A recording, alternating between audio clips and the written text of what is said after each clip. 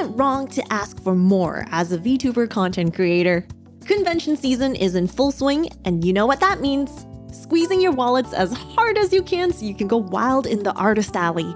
But you might notice a pattern as you walk down the hall. It's all the same popular VTubers. Hololive or other agency VTubers with a couple of large indie VTubers sprinkled in the merch catalogs. On Twitter, you'll hear VTubers say things like, they're just kind of frustrated that they're not doing good enough to have fan merch. And on the other hand, I saw some artists saying like, man, if you complain that you're not gonna have fan merch, I'm not ever gonna draw you type of deal, right? So is it really that bad to want fan merch? And what are some hurdles you need to think about as a VTuber before you even consider that as a goal, like fan base size or branding?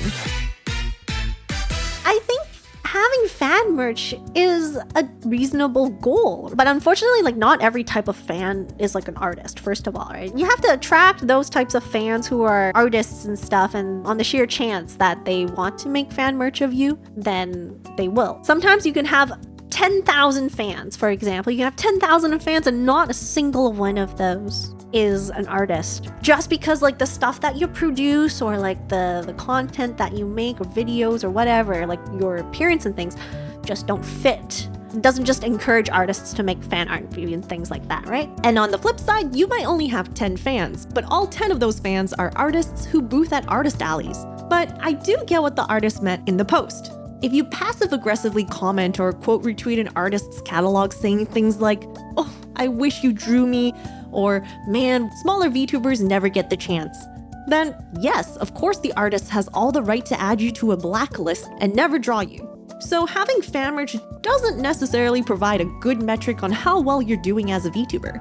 It can be one factor, but without thinking about it more holistically, it's hard to really make you go, gosh, this is the reason I am not big yet. There are ways to politely go about things and perhaps alternative ways to reach your goals regarding merch at conventions. Not gonna lie, I was really interested in commissioning artists to draw me. Like, I don't mind that. Reaching artists and say like, hi, can you make merch of me to sell at conventions? I have not seen a lot of artists open that up. It's either they make keychains and things of you and then you go to that convention to pick it up.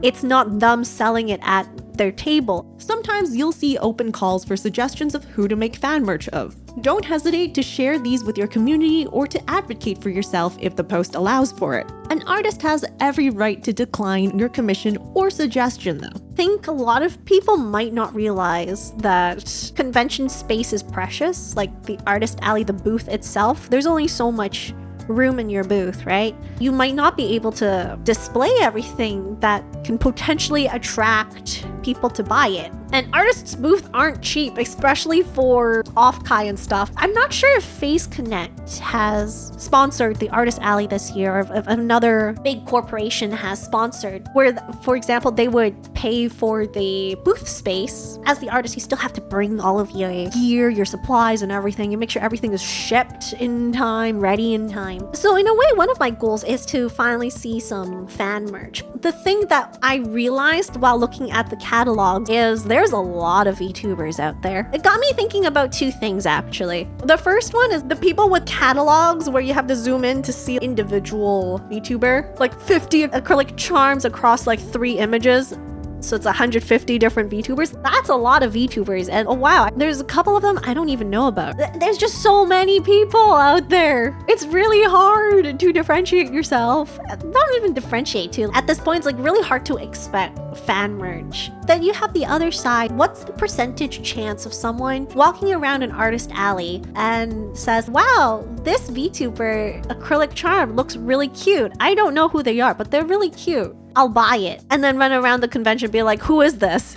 The people that are going to the booth are most likely already existing fans of that particular VTuber. So in a way, it's kind of hard to market. You can't use this as some marketing sources. I, VTuber B, hope that artist A is gonna make fan merch of me so that at the convention booth, people will pass by my acrylic charm and be like, wow, I love her. You need to realistically think about whether or not your charm can sell well at an artist's booth.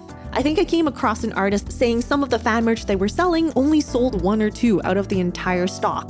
and that's not going to make up for the cost of the table. That's not all. You shouldn't expect the artist to do all the heavy lifting for you, especially if you're a smaller creator. You should make it easy for both the artist and your fans to access these goodies. Are you willing to promote the heck out of these artists so that the merch gets sold? Make a map highlighting the booths that are selling your fan merch so that your fans can plan their artist alley routes with ease. And if you can afford it, maybe even offload the merch from the artist if they're not planning on selling it at other conventions in the future.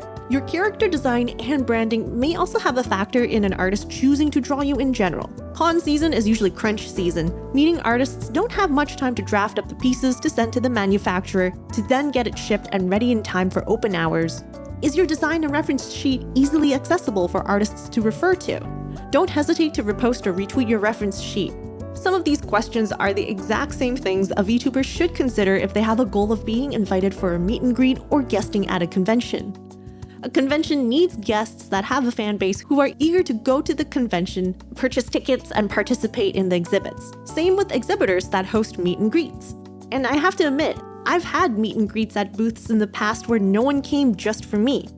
But I am grateful of these opportunities and tried my best to promote the booth's offerings and to do things like calling out at con attendees to come on over. I don't think it's wrong to ask for more as a VTuber, but I also think that you shouldn't expect opportunities to land on your lap without reaching out and doing the work yourself.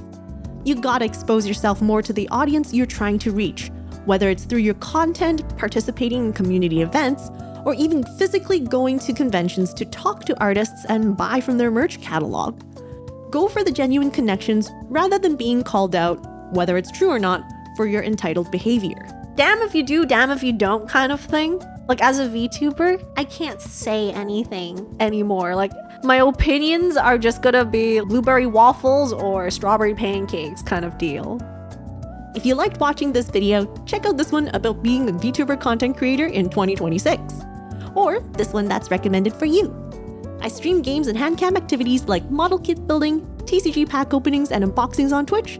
And if you want to support the channel, consider joining the membership, check out my wishlist on Throne to support upcoming content ideas, or other ways listed in the description box below. Bye for now!